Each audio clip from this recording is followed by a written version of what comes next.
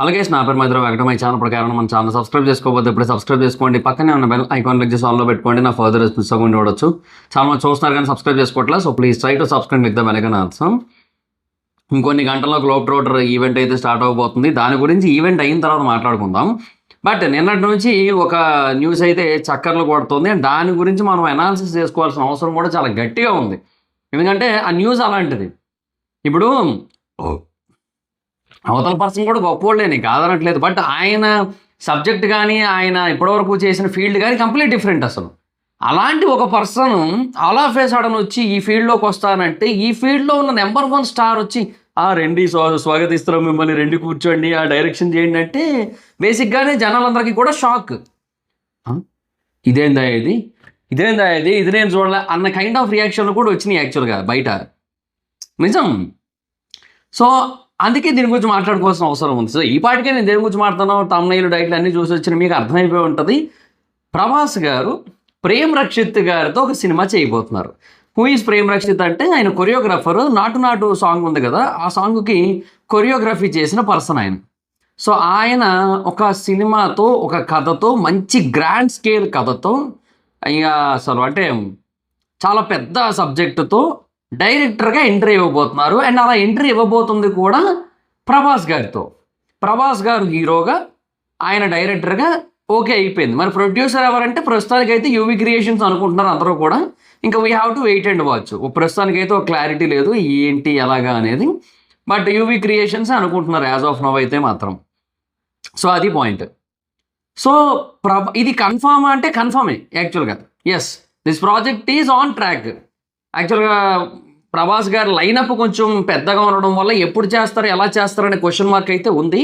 But కన్ఫర్మే. But నా guess ఏంటంటే ఇప్పుడు రాజాసా ఫౌజీ అయిపోవచ్చింది almost. And Spirit cinema shooting అయితే స్టార్ట్ అవుతోంది. అండ్ స్పిరిట్ స్టార్ట్ అయిన తర్వాత ఒక 6 నెలలు స్పిరిట్కే పడుతుంది. ఆ తర్వాత మళ్ళీ స్పిరిట్ షూటింగ్ అనేది పూర్తి అయిపోయిన తర్వాత నెక్స్ట్ ఇయర్ జూన్కో ఎప్పటికో పూర్తి అయిపోయింది అనుకుందాం స్పిరిట్ షూటింగ్. సో అప్పటి నుంచి ఇంకా ఈ కల్కి 2, సలార్ 2, తర్వాత దీని పేరేంటి, ఈ బ్రహ్మరాక్షసు, వీటన్నిటికీ కూడా సైమల్టేనియస్గా డేట్స్ ఇవ్వాల్సి ఉంటుంది. మీన్ వైల్ ఇది కూడా సైమల్టేనియస్గా అప్పుడు ఇంకా 3-4 సినిమాలు పడతాయి. ప్రశాంత్ వర్మ గారితో బ్రహ్మరాక్షస్ ఆగలేదు, అదైతే అలాగే ఉంది. So some people are thinking that Prashanth Varma గారికి అదేదో ఇష్యూ నడుస్తుంది, సో అది ఆగిపోయింది అనేసి. అది ఏం లేదు. ఆ ఇష్యూ యాజ్ ఇట్ ఈజ్, అది ఆ ఇష్యూ ఒక పక్క నడుస్తూ ఉంది, ఆ ప్రాజెక్ట్ ఇంకో పక్క ఉండనే ఉంది, అది ఆగిపోలేదు. It is finalised. ఓకే, దానికి సంబంధించిన వర్క్ నడుస్తుంది. ఎటు వచ్చేయమంటే షూటింగ్ చేయడానికి ప్రభాస్ గారు అవైలబుల్ లేరు కాబట్టి ఆయన చేయట్లేదు. లేదంటే ఫస్ట్ ఇదే షూటింగ్ చేస్తున్నాను ఆయన అయితే నన్ను అడిగితే. ఇంక ఈ గ్యాప్లు ఏవేవో చేస్తున్నాడు ఆయన, మహాకాళి, అధీరా ఇవన్నీ కూడా. లేదంటే అసలు ఇదే చేసేస్తున్నాం.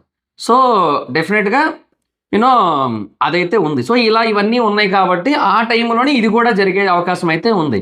సో ఒక నెలకు ఒక 30 రోజులు కదా, 30 రోజుల్లో ఒక 20 రోజులు షూటింగ్ చేస్తున్నారు అనుకుంటే 4 సినిమాలకి చెరొక 5 డేట్లు అలా ఉంటుంది పరిస్థితి. ఇంకా అంతే. ఇంకా లేదంటే ఇంకా 4 సినిమాలకు 6 రోజులు ఇచ్చుకొని 6 రోజులు రెస్ట్, అలాగే ఏదైనా చేసుకుంటారు ఇంకా.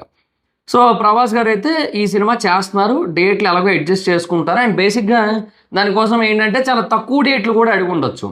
లైక్ ఒక 30 డేట్లో, 40 డేట్లో. లైక్ ఇప్పుడు సలార్ విషయంలో కూడా అదే కదా చెప్పింది, జస్ట్ 45 డేట్స్ ఓన్లీ సార్ అని చెప్పి. బట్ ఓవరాల్గా అది 90 డేస్ అయింది ఆయన పోర్షన్ షూటింగ్ చేసేసరికి.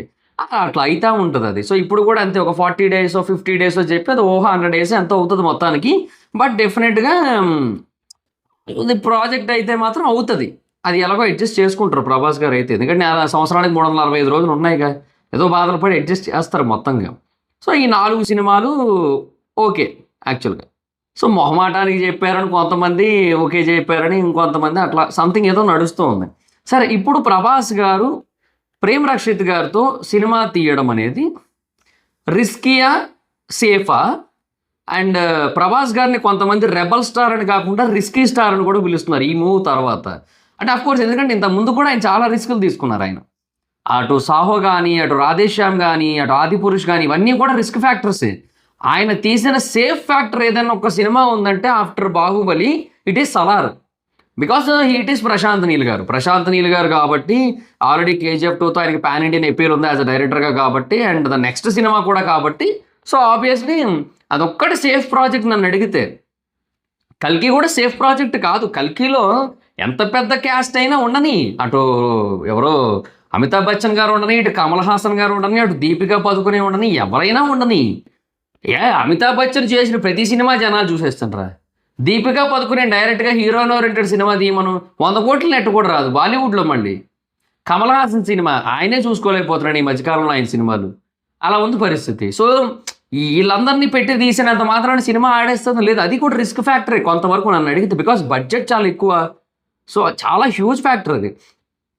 సో అది కూడా రిస్కే. సో అందుకే రిస్కీ స్టార్ అని పిలుస్తున్నారు.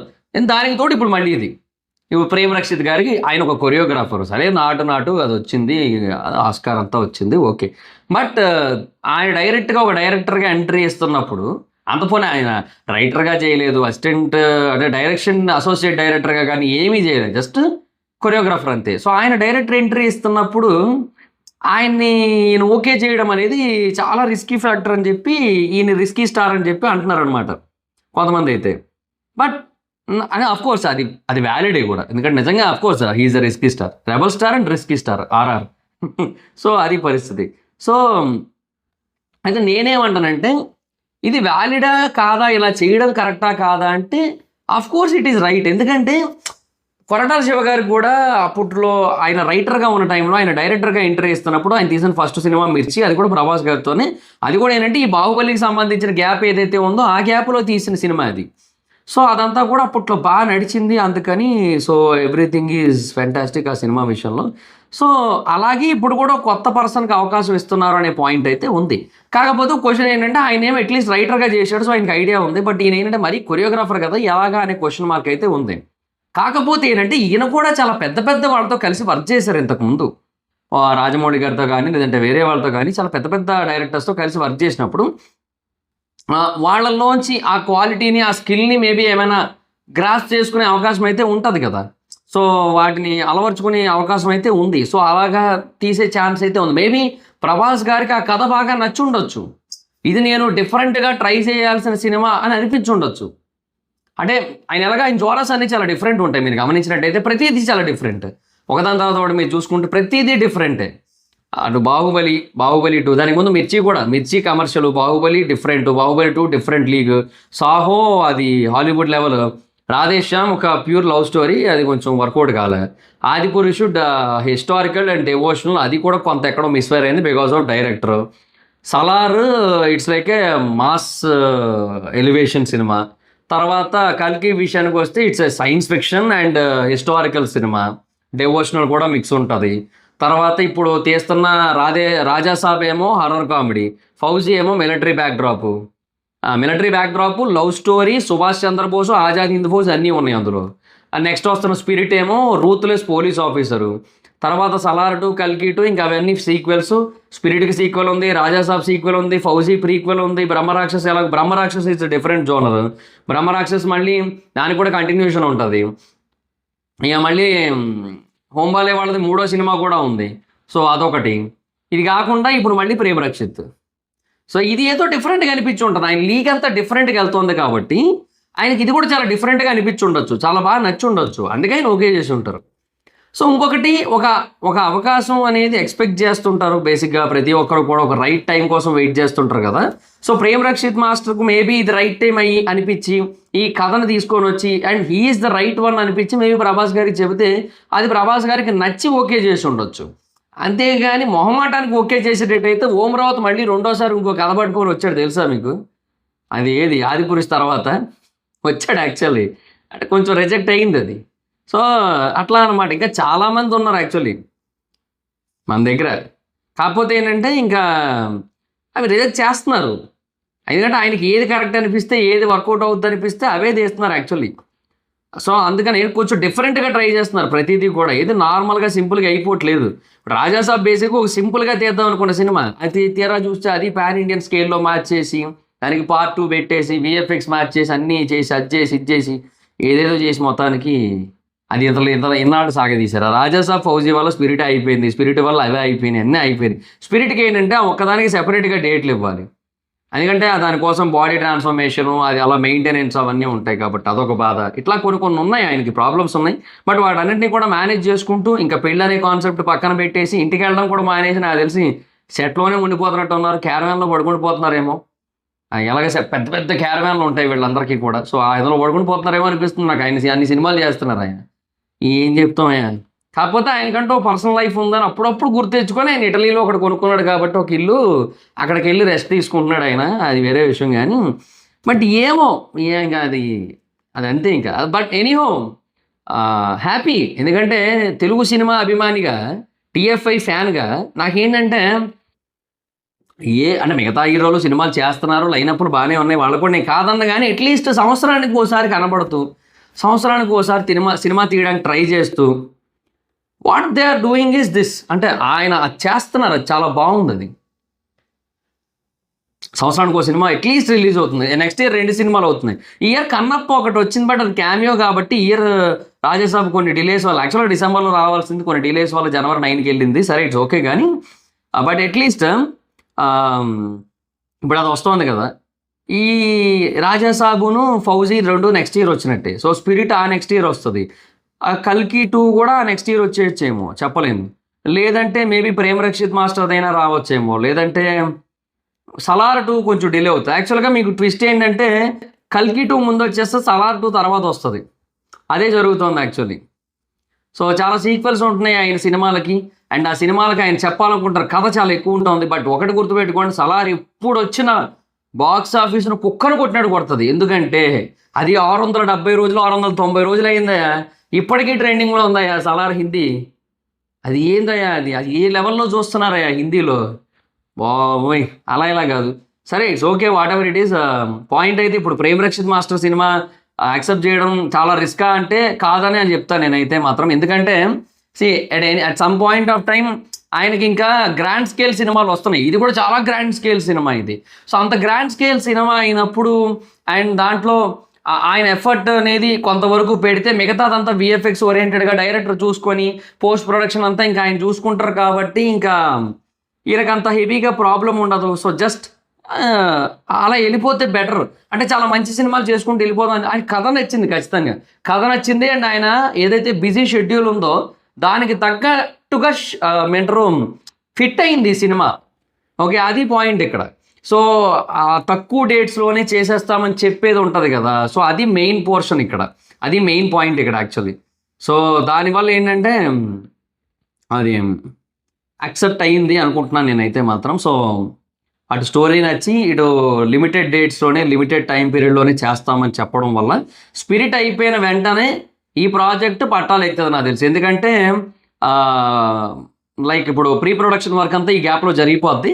స్పిరిట్ అయితే మాత్రం పాప ఆయన కాసుకొని కూర్చున్నాడు సందీప్ రెడ్డి వంగ. సో దాని గురించి మాట్లాడదాం సెపరేట్గా. బట్ ఆయన కాసుకొని కూర్చున్నాడు కాబట్టి ఆయనకి అదంతే, ఇంకా అదే ఫస్ట్ ఉంటుంది. అది అయిన వెంటనే నాకు తెలిసి ఇది కానీ కల్కి టూ కూడా పాపం నాగాశ్విన్ గారు కూడా పాపం ఎదురు చూస్తున్నారు. ఆయన అసలు యాక్చువల్గా నెక్స్ట్ ఇయర్ కల్లా సినిమా రిలీజే చేసేద్దాం అనుకున్నారు ఆయన పాపం. బట్ కుదరట్లా, ఇంకా అది పరిస్థితి. ఇంకేం చేస్తారు ఆయన.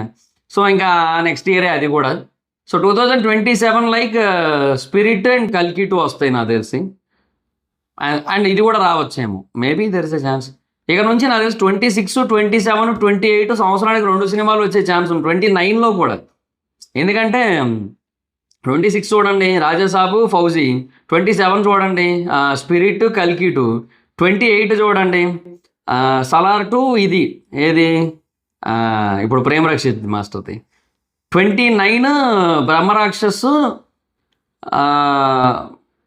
ఇంకోటి ఏదో కూడా రావచ్చు హోంబాలే వాళ్ళది కానీ ఇంకోటి ఏదైనా, లేదంటే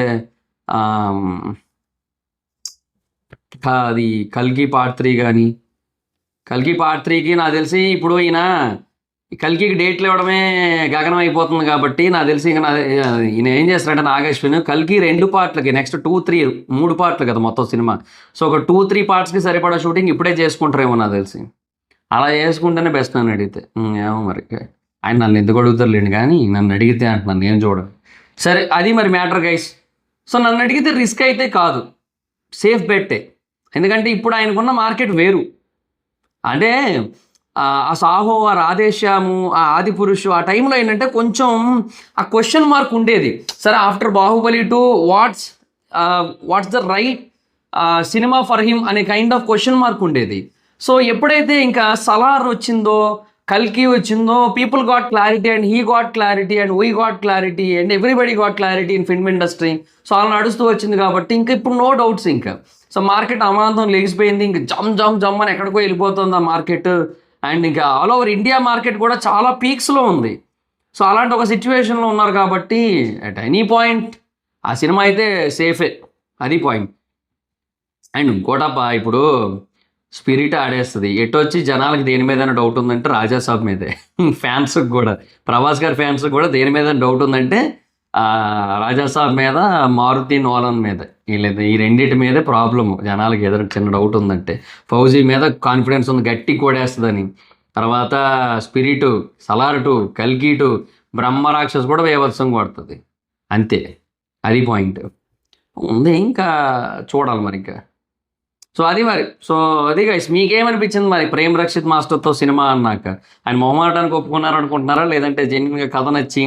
సో నేను చెప్పినట్టుగా ఈ బిజీ షెడ్యూల్లో ఆయనకున్న డేట్స్ ఏవైతే ఉన్నాయో ఆ డేట్స్కి కొంచెం బెటర్గా మ్యాచ్ అవుతుంది కదా అన్న పాయింట్ ఆఫ్ వ్యూలో ఆయన యాక్సెప్ట్ చేసి ఉండొచ్చు అని నేను ఏదైతే అనుకుంటున్నానో. ఇవి రీజన్స్ అనుకుంటున్నారు. మీ ఒపీనియన్ ఏంటో కింద కామెంట్ సెక్షన్లో చెప్పండి. సో దాట్స్ ఇక దిస్ ద వీడియో కనుక మీకు నచ్చినట్టయితే లైక్ చేయండి, వీడియోని షేర్ చేయని ప్రకారం మన ఛానల్ సబ్స్క్రైబ్ చేసుకోకపోతే ఇప్పుడే సబ్స్క్రైబ్ చేసుకోండి. పక్కనే ఉన్న బెల్ ఐకాన్ క్లిక్ చేసి ఆల్లో పెట్టుకోండి. నా ఫాదర్ డేస్ మిస్ అవ్వకుండా చూడొచ్చు. చాలా మంది చూస్తున్నారు కానీ సబ్స్క్రైబ్ చేసుకోవట్లా. So please try to subscribe click the bell icon also. నా ఇన్స్టాగ్రామ్ ఎవరి స్మైతం ఎక్కడ వచ్చి ఫాలో అవచ్చు. థ్యాంక్ యూ సో మచ్ గా. Next video by.